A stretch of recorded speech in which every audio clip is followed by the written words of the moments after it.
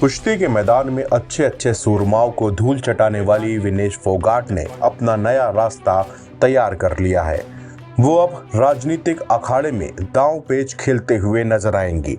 आज उन्होंने कांग्रेस पार्टी का हाथ थाम लिया। उनके साथ बजरंग पुनिया ने भी कांग्रेस ज्वाइन कर ली है। रेसलिंग से संन्यास के बाद विनेश अब राजनीति में अपनी नई पारी की शुरुआत करने जा रही हैं। विनेश ने कांग्रेस पार्टी की सदस्यता ली और वह प्रदेश में आगामी विधानसभा चुनाव में अपनी किस्मत आजमाते हुए दिख सकती हैं।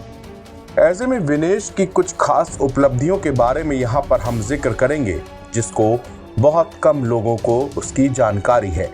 ओलंपिक पदक लाने से पहले उन्होंने राष्ट्रमंडल खेलों के अलावा एशियाई खेल, विश्व चैंपियनशिप और एशियाई चैंपियनशिप में तिरंगा लहराया है। 25 अगस्त 1994 को हरियाणा के बलाली गांव में विनेश फोगाट का जन्म हुआ था।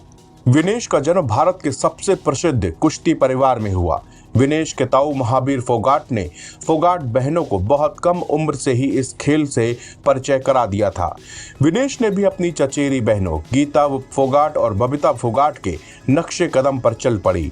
महज 9 साल की उम्र में विनेश के पिता का अचानक निधन हो गया।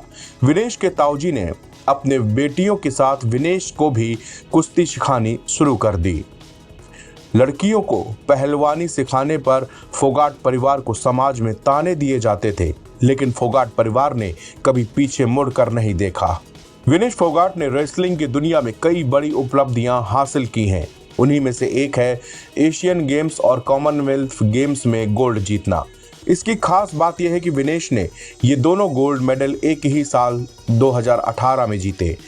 इसी साल जकार्ता में हुए एशियन गेम्स में विनेश सोने का तमगा जीतकर इतिहास रच दिया। ऐसा करने वाली वो भारत की पहली महिला रेसलर हैं।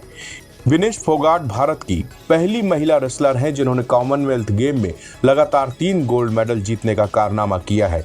इसकी शुरुआत साल 2014 के ग्लासगो कॉमनवेल्थ गेम से हुई। इसके बाद 2018 गोल्ड कोस्ट में भी उन्होंने मेडल अपने नाम किया और 2022 बर्मिंघम गेम्स में भी गोल्ड जीतकर उन्होंने हैट्रिक लगा दी।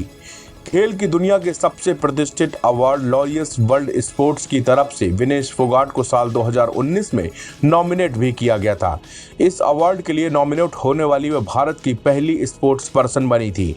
भारत की महिला रेसलिंग में विनेश का नाम बहुत बड़ा है, लेकिन एक घरेलू प्रतियोगिता में विनेश फोगाट को अपने से 10 साल छोटी पहलवान अंतिम पंघाल के खिलाफ बुरी तरह हार का सामना करना पड़ा। इस मैच में अंतिम ने विनेश को 0-10 से मात दी थी। विनेश फोगाट ने पेरिस ओलंपिक में कमाल का खेल दिखाया। पहले राउंड में विनेश की भिड़ंत जापान की यूई सुसाकी से हुई। सुसाकी ओलंपिक चैंपियन के साथ ही वर्ल्ड चैंपियन भी थी। विनेश के खिलाफ मैच से पहले सुसाकी ने अपने सभी 82 इंटरनेशनल मैचों में जीत हासिल की थी, लेकिन पेरिस में सुसाकी को विनेश के खिलाफ हार मिली। विनेश उन्हें हराने वाली पहली इंटरनेशनल रेसलर भी बनी है। एनबीटी ऑनलाइन की रिपोर्ट।